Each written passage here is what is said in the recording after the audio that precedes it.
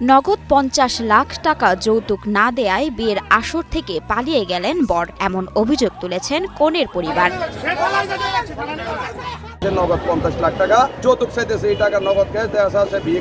বিয়ের আসরে বর এসে কনের মামাদের কাছে ৫০ লাখ টাকা যৌতুকের দাবি করেন। টাকা দিতে অস্বীকার করলে পালিয়ে যায় বর ইকবাল হোসেন। বিয়ে করবে না বলে জানিয়ে দেয় সে।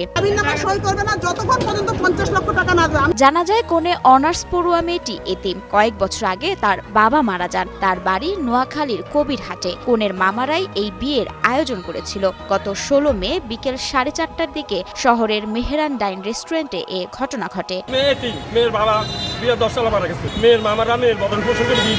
কনে পক্ষের আত্মীয়রা জানান, বরপক্ষকে খাওয়ানোর পর আনুষ্ঠানিকতা শুরু করতে গেলে বর হঠাৎ দাবি করেন ৫০ লাখ টাকা যৌতুক দিতে হবে। এ দাবি প্রত্যাখ্যান করলে বর পালিয়ে যান এবং বিয়ে করতে অস্বীকৃতি জানান। যখন ১২টা বাজে ফোন দিল ছেলে আসবে না, ছেলে না আসার কারণে তারা যোগাযোগ করে অনেক কষ্ট করে ছেলেকে আনা হয়েছে, তাও ছেলে জামা কাপড় পরেনি।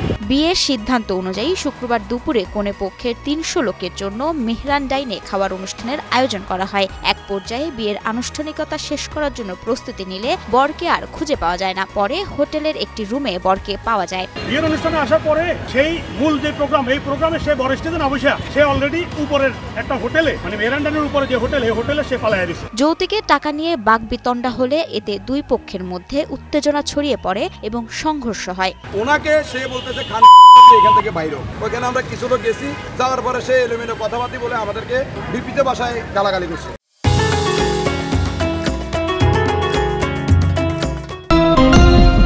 এ ঘটনায় দুই পক্ষের সংঘর্ষে অন্তত ৫ জন আহত হয়েছেন। পরে পুলিশ বরসহ ২ জনকে আটক করে থানায় নিয়ে যায়।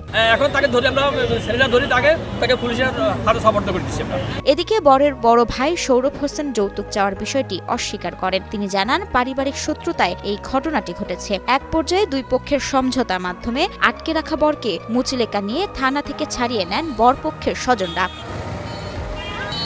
তবে ঘটনাটি শহরে ব্যাপক চাঞ্চল্যের সৃষ্টি করেছে। এর সুষ্ঠু তদন্ত ও দৃষ্টান্তমূলক শাস্তির দাবি জানিয়েছেন পরিবার ও স্থানীয়রা। এখন আমরা এই ছেলের উপযুক্ত শাস্তি চাই এবং এই সঠিক বিচার চাই এবং আরো কয়েক জায়গায় এরকম বিয়ে করতে যায় যে বিয়ে ভাঙিয়ে চলে আসে।